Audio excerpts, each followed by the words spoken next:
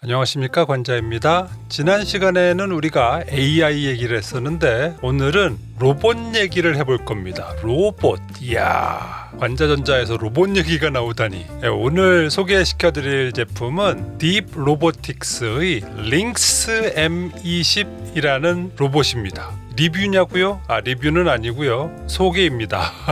딥 로보틱스는 중국의 로봇 제조업체입니다. 중국에서 제일 잘 나간다고 해요. 그리고 링스, 이게 살쾡이죠, 살쾡이. 그래서 이 제품의 중국의 상품명은 산묘 샨마오입니다. 중국말로 살쾡이죠. 딱 제품을 보셔서 아시겠지만 사족이고 주행 로봇입니다. 바퀴가 달려 있어요. 오늘 영상은 딥 로보틱스로부터 제작 지원을 받았습니다. 그래서 오늘 딥 로보틱스의 링스 M20에 대한 소개를 여러분들께 해드리려고 합니다. 먼저 동영상 한번 보실게요.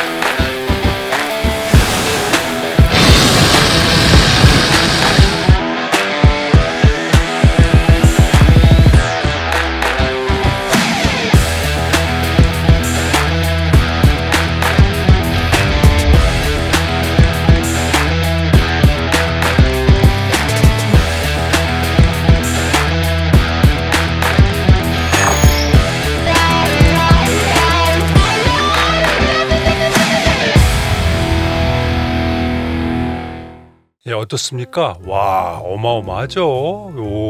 중국의 로봇 기술이 이 정도까지 왔군요. 대단합니다. 자, 그럼 링스 M20의 사양을 한번 살펴보시도록 하겠습니다. 이동 형태는 사족 주행입니다. 보행이 아니고 주행이죠. 물론 이 바퀴가 고정이 되어 있을 적에는 보행도 가능하겠죠. 그래서 훨씬 더 이동의 다양성을 보장을 할 수가 있게 됩니다. 이동 속도는 일상적인 이동은 2m/s래요. 그래서 시속으로 따지자면 약 7.2km입니다. 그리고 최고 속도는 5m/s. 그래서 시속 18km까지도 나온다고 하는데 이건 실험실에서 테스트를 한 최고 속도를 말하는 거니까 아주 일시적인 퍼포먼스가 되겠죠. 지속적으로 이동 가능한 계단 높이는 한 20cm 정도라고 합니다. 20cm 정도면은 통상의 계단 정도 수준이죠. 그리고 한 번 최대로 높이 이동할 수 있는 높이는 80cm 높이의 계단까지 이동을 할 수가 있다고 합니다. 80cm면은 거의 사람 허리만큼까지도 올라올 수 있다라는 얘기잖아요.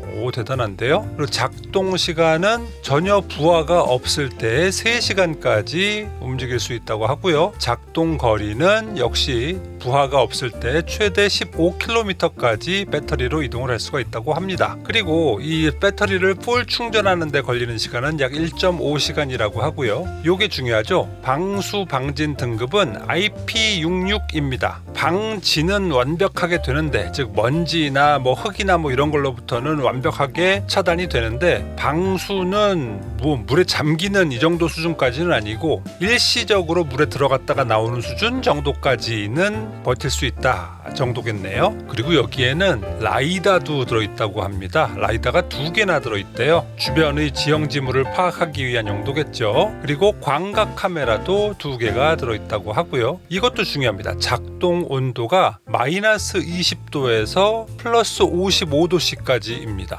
아주 추운 환경 그리고 아주 더운 환경에서도 충분히 작동을 할 수가 있겠군요. 그리고 최대 경사는 45도까지 등판이 가능하다고 합니다. 그리고 링스 20이 최대로 버틸 수 있는 최대 적재 하중은 50kg까지 버틸 수가 있대요. 그러니까 이건 버티는 거지 원활하게 움직이는 수준까지는 아니겠죠. 그리고 크기는 820, 430, 570이니까 정말 큼지막한 고양이 정도 되는 수준이 될 겁니다. 그리고 무게가 33kg. 생각보다는 가벼운데요. 이렇게 스펙이 되어 있습니다. 자, 이 스펙을 보시니까 아까 전의 동영상이 좀 더 이해가 되시죠? 자, 그러면 딥 로보틱스의 향후 과제는 무엇일까? 저는 이 링스 M20을 보면서 떠오른 장면들이 있었어요. 제일 먼저 떠오른 장면은 이겁니다. 우리 얼마 전에 크게 고생했었죠. 산불.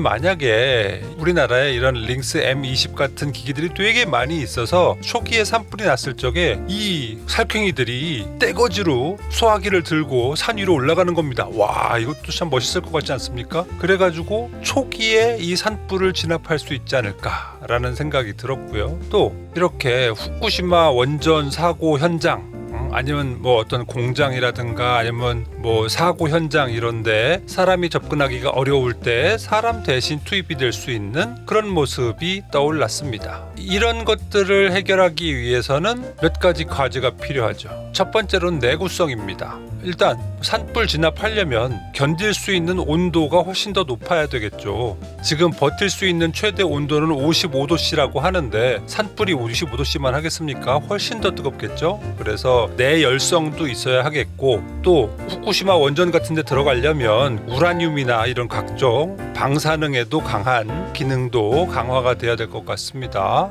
그리고 또 경우에 따라서는 물에 들어갈 일도 많고 잠수를 해야 될 일도 있을 수도 있으니까 방수 기능도 보완이 되어야 되겠고요. 이렇게 내구성이 훨씬 더 좋아져야 될 것 같다라는 생각이 들었고요. 두 번째는 배터리죠. 아무런 부하가 없을 적에 3시간 동안 15km를 갈 수가 있다고 했는데 15kg의 부하가 있으면 2시간 반 동안 12km를 갈 수가 있다고 합니다. 그런데 거기다가 또 뭐 경사가 아주 급한 산길 같은 것들을 올라간다라고 한다면 훨씬 더 배터리 시간이 짧아질 수밖에 없겠죠. 그래서 배터리 타임이 좀 더 늘어나야 될 것 같다. 장시간 운용을 할 수 있어야 될 것 같다라는 생각이 들고요. 그리고 또 하나는 통신 기술 내지는 전송 기술이 확실하게 보장이 되어야 될 것 같습니다. 왜냐하면 이런 재난 현장이나 이런 데는 이동통신, 5G 이런 것이 안 될 가능성도 있잖아요. 그래서 위성 통신을 이용을 한다든가 기타 다른 최악의 상황에서도 이것을 조종하는 곳과 원활하게 통신을 할 수 있는 통신 기술 내지는 데이터 전송 기술이 보장이 되어야겠다라는 생각이 들고요. 그리고 또 이 링스 M20을 보면서 또 제가 생각이 들었던 장면은 이거예요. 이렇게 반려견의 역할을 대신할 수 있지 않을까. 즉 실제 반려견은 먹이도 주고 병들면 돌봐주기도 해야 되고 이렇게 좀 손이 많이 가지만 이런 로봇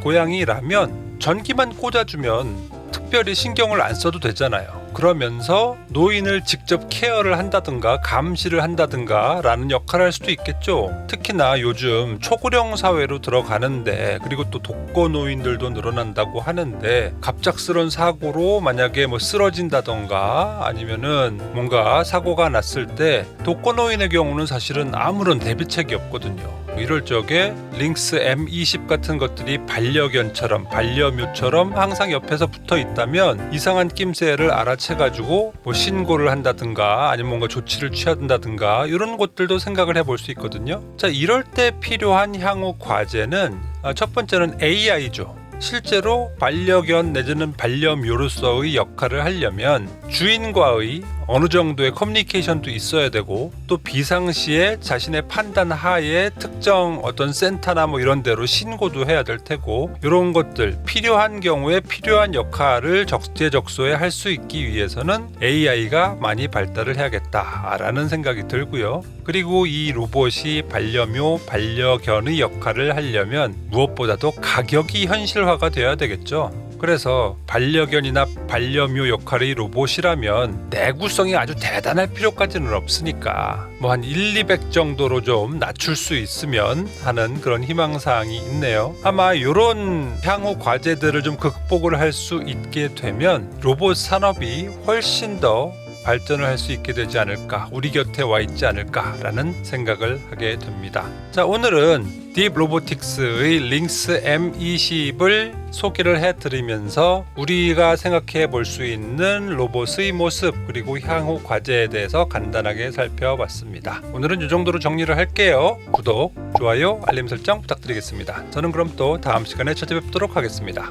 감사합니다.